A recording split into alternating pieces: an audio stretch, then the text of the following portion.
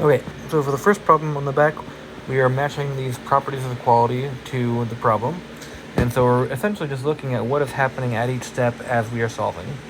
So if we look at this first step, it looks like what happens is that they take this 2 and multiply it times 5x to get 10x, and then they multiply it times negative 7 to get negative 14.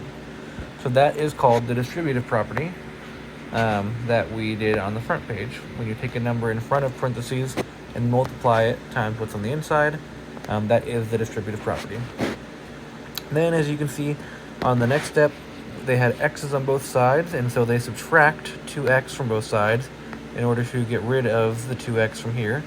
Right, those end up canceling out. And that is the subtraction property of equality, because they're subtracting something from both sides. For the next step, once they have 8x minus 14 equals 10, looks like they are adding 14 to both sides in order to cancel out with this negative 14. So that would, of course, be the addition property of equality. And then finally, we have 8x equals 24, and so they divide by 8 in order to cancel out with this 8, and that would be the division property of equality, giving me that that x equals 3. Okay. On number 2, it says to find which line has an error and describe what the error is. So I'm going to just kind of go through it step by step.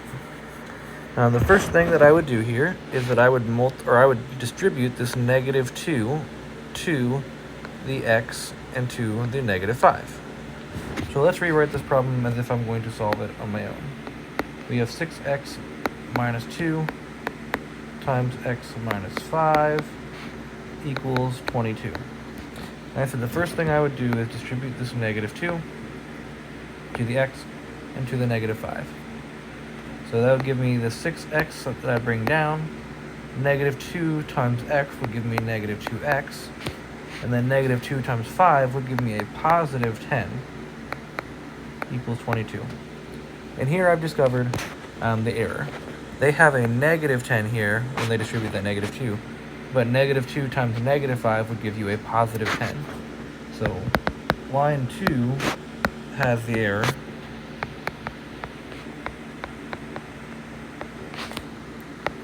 When distributing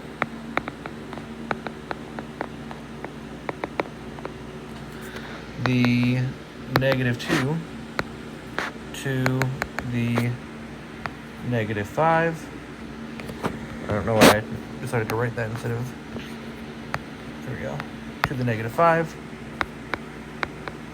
they should have gotten plus 10 instead of negative 10. There's other ways you could write that, but essentially the error is that this is a negative 10, but it should have been a positive 10. Everything else that they did is correct. They combine these like terms, 6x minus 2x to get 4x. And then, again, this should have been a positive 10, but seeing as they had it as a negative 10, then they did correctly add 10 in order to cancel out the negative 10, and then divide by 4. So everything else that they did was correct, except for this should have been a negative 10, which would give you a different final answer in the end. Okay, on to number 3. First thing I notice about this problem is that there are variables on both sides. And similar to what happened up here on number 1, when we see variables on both sides like this, we want to get rid of one of them. So it doesn't really matter which one we want to get rid of, but I know that I saw most people when we were doing this the other day in class tried to get rid of this minus 6 by doing a plus 6v. So we cancel out the minus 6v by doing a plus 6v. Remember, whatever we do to an equation, we have to do on both sides, so I should add 6v here as well. And the negative 8v plus 6v will give me a negative 2v.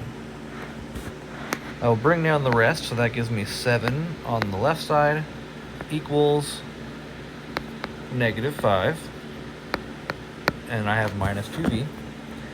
So now I notice that on the same side as my variable, I have a negative 5 and a negative 2. I need to get rid of this negative 5 first, because it is, we need to get rid of a subtraction before we can get rid of the multiplication with the variable. So we're going to add 5 to both sides in order to cancel that with this negative 5. And 7 plus 5 will give me 12, equals the negative 2v that I had. Now I need to get rid of this negative 2, which is being multiplied times v right now. The opposite of multiplication is division, so I'm going to divide by negative 2. And here, 12 divided by negative 2 would give me negative 6. So I will get v equals negative 6.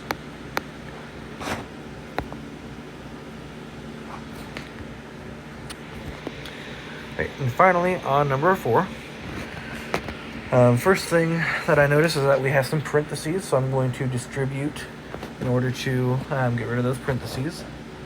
I have 4 times 4m and 4 times negative 3.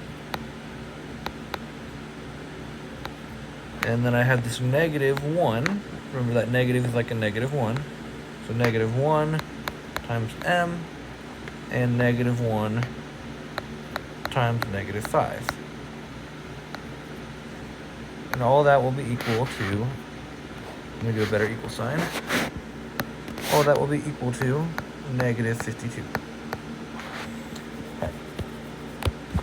So I have 4 times 4m, that is 16m. 4 times negative 3 would be negative 12. Negative 1 times m would be negative 1m. Negative 1 times negative 5 would be plus 5, equals negative 52.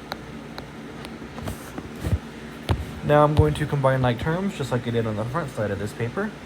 And I have 16m and negative 1m.